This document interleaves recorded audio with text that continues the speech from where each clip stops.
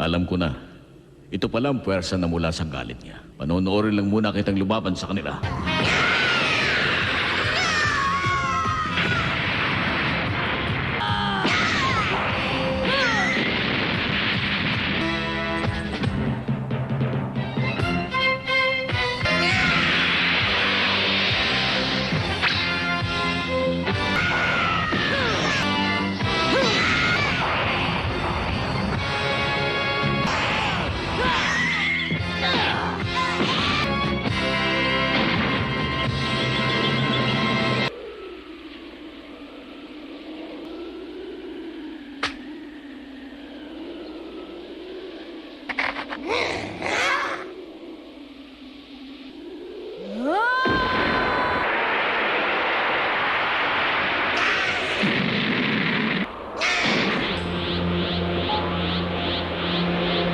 Nagawa niyang itapon ng mga tiyanak niyon sa pamamagitan lang ng kanyang aura. Kumusta na ba ang anak ko? Piccolo, ayos ba siyang makipaglaban? Gohan.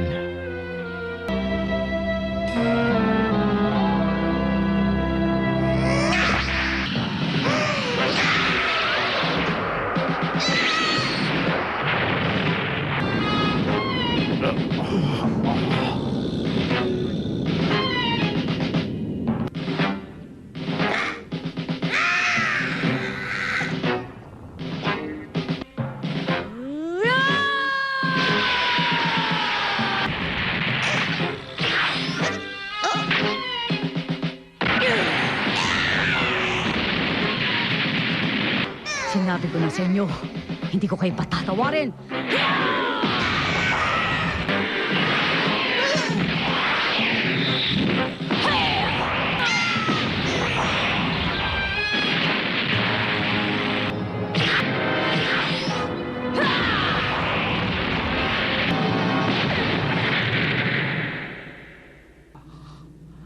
Magbabayad ka sa ginawa mo! Wala nang makakapigil sa kanya ngayon. Siya lamang ang nababagay na makatapat ng sel na yan, Piccolo.